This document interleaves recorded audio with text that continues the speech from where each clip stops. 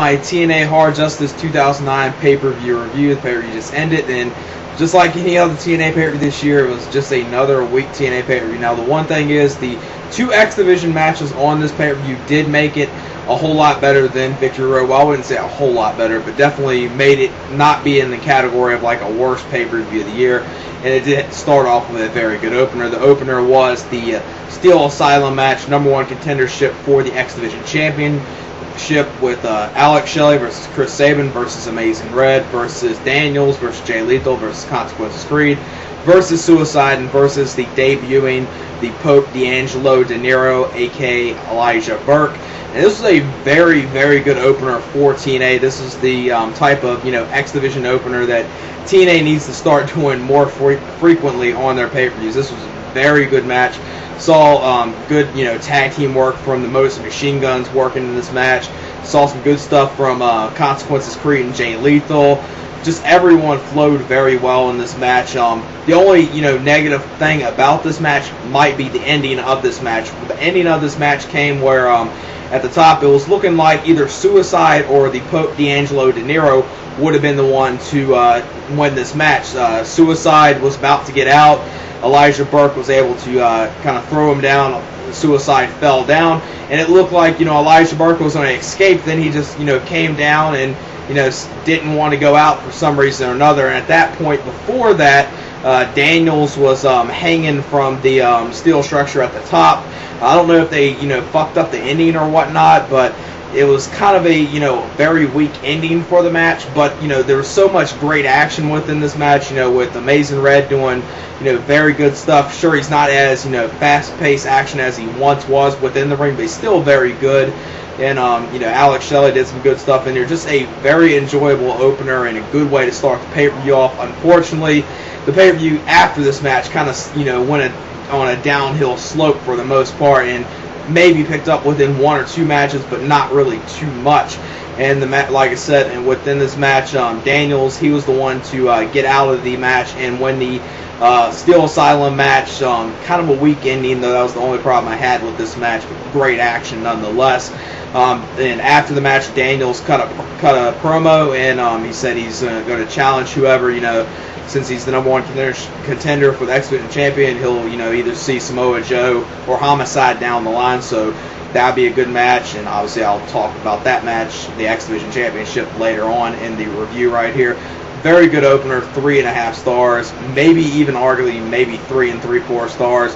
That might be giving it a little too much since the ending was bad, but nonetheless, I give it 3.5 stars. It was very good. Next matchup was Jethro, Holliday versus Abyss, and the $50,000 bounty match. And I gotta say, going in this match, I was expecting something that was utterly terrible. I was expecting something really, really bad. With the stipulations with this match, you saw some weapons get involved, and Abyss did his typical stuff he always does within most of his matches. Most of his matches always no disqualification anyway. And with that, it kind of helped the match, but still, for the most part, this match had the feeling that this shouldn't have been on pay-per-view. Nonetheless, this should have still been on the on a TNA Impact, not a pay-per-view. But it did have some good build-up to the match. Not involving Jethro or Holliday for the most part, but involving Dr. Stevie. Abyss wins this match after Jethro Holliday tries to use brass knucks to hit Abyss. Abyss catches him, hits the black hole slam on him, wins the match. Then after the match, Jethro Holliday punches and knocks out Dr. Stevie. So don't know if you're going to see, obviously, a little face turn right there with him. Don't know what they'll go next with him, but this was actually a watchable match, a whole lot better than what I was expecting. Nothing great, but at least a watchable match, 2 stars. The next matchup was Hernendez versus Big Rob Terry of the British Invasion, and the good thing they did with this match was pretty much a complete squash, which was the way they should have booked this match. I was fearful that they would have actually booked this match where since Big Rob Terry, British Invasion, is kind of a big guy as well, I was expecting them to kind of have a back and forth match. Thankfully, they didn't do this. This was very short, and Hernendez got his world title briefcase back, which was an idiotic thing to be on the line no matter what, with the world title briefcase being on the line. It's good to, have, a wrestler within, a storyline, steal titles or steal a briefcase or whatnot, but having it be on the line just makes it very idiotic. Since this was squashed, obviously, an NA for this match, not going to rate this match. Then the next matchup was Beer Money Incorporated versus British Invasion. This just pretty much an average tag match. What you expect from these two teams. It was for the IWGP Tag Team Championships, and British Invasion went over like everyone was already expecting. Like I said, just an average tag match. Nothing really special, but nothing really bad at all. I would give it 2 1/4 stars. Then the next matchup was ODB and Cody Dinero versus the beautiful people Angelina Love and Velvet Sky for the TNA Knockouts Championship, which at first I thought this match right here was just going to be a one-on-one match with ODB and Angelina Love, which would have been a little better than what it ended up being with this whole tag match, especially with the ending of it. And when they changed it to a tag match, obviously I knew it was going to happen. ODB and Cody Dinero were going to win this match, and Cody Dinero gets the pinfall on Velvet Sky after some problems that the beautiful people had with Madison Rain. She sprayed the hairspray and to Velvet Sky, either Velvet Sky or Angelina Love accidentally, and then he rolled her up about a couple seconds later. And ODB within this match is classified as the way match went, that ODB, even though Cody Dinero got the pinfall, ODB's the TNA Knockouts Women's Champion, but at the end of the match, Cody Dinero grabbed the belt from her, kind of ran off with it, so obviously you're going to see some comedy stuff with the TNA Knockouts division, which is a complete joke that they're doing this. They're having this stuff with ODB and Cody Dinero, over the championship right now. I mean, they got so many good talented women in their company, and they're wasting, all that talent for doing this, dumbass Russo stuff with ODB and Cody Dinero. This match I would give 1.5 stars, nothing good at all. Then the next matchup was Samoa Joe versus Homicide for the X Division Championship, and unfortunately this match was very short. That was the problem I had with this match. You saw some good action in here, but it was fairly short, and I would say Homicide, he did get in a decent amount of offense, but it was more or less Samoa Joe dominating him during the match, and Samoa Joe does win the match after Homicide taps out of the submission of Samoa Joe, the Kikita Clutch. I would still give the match 2.5 stars. You saw some good action here. This would have been like a match that would have been, a good preview for something that you would see at a pay-per-view between these two, but not a pay-per-view match. This was a fairly short match. I think, at the longest, it probably got 7 or 8 minutes. That was the main gripe I had with this match. This match would have went 10 more minutes. These two could have put on a very excellent match, especially since knowing their great matches they had against each other in Ring of Honor. So with that, I wish this match would have been given more time, unfortunately. And this is a huge step back for Samoa Joe, going back in the X Division, being the X Division champion. Obviously, Christopher Daniels and him, they could put on a very good match. And I think with Christopher Daniels, I don't think I'll have to completely worry too much about him coming in there and being squashed by Samoa Joe. Obviously, Christopher Daniels will be the one to get the title off of Samoa Joe. It was a good match, just the only problem with it was very, very short, and they should have booked it in a way where Homicide walked out as champion, because that would have not only helped Homicide out a lot, it would have really, gave some credibility back within the X Division. Now it's just, a main event guy, walked in there and got the X Division championship, even though Joe was a part of it in the past, obviously. So with that, Daniels probably get the title off him, like I said. Now the next matchup was for the TNA World Tag Team Championships with Team 3D versus Scott Steiner and Booker T.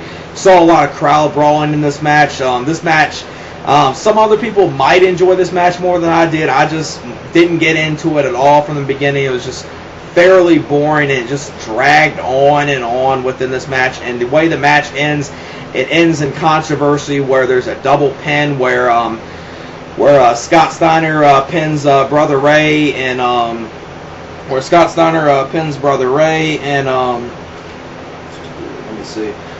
Devon pins Booker, and it ends with that way.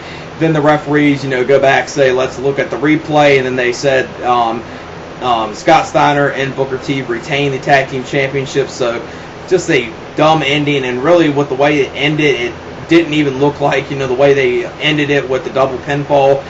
With the camera angles, it looked like the whole entire time that Brother Ray was under the ropes, so that really made them look very stupid. And this match I would give 2 stars, maybe 2 1/4, because it wasn't a terrible match. It's probably one of those matches that other people probably would enjoy a little more. I just didn't get into it.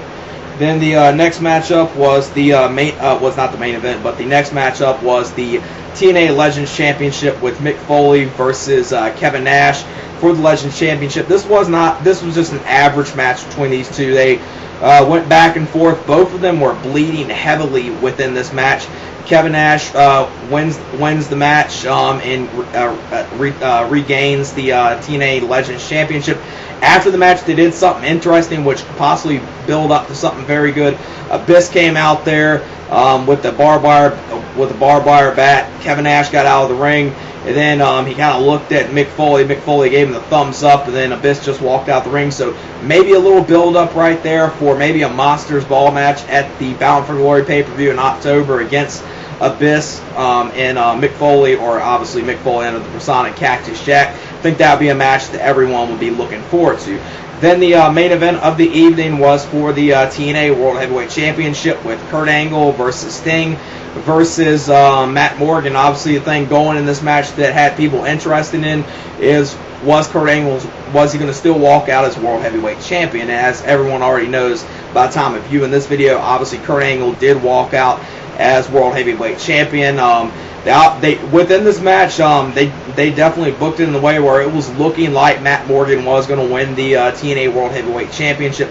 Not only within the match, but they had Matt Morgan's wife in the crowd, and they were just hyping him up so much within the show that it looked like they were actually going to give him the World Heavyweight Championship. But they kind of, I guess, a lot of people already knew the whole situation with Kurt Angle, and they built it around that way, so they kind of did a little swerve right there with Kurt Angle retaining the TNA World Heavyweight Championship, which I think it's good and bad that he retained. Obviously, with the situation that's going on with him, maybe not be the smartest decision that TNA had him retain the championship, since obviously that's going to get them a little bad press. But I guess TNA, looks at it, no matter what press they get, at least they get some type of press out of it. And this match I would give, 2 1/4 stars, 2.5 maybe.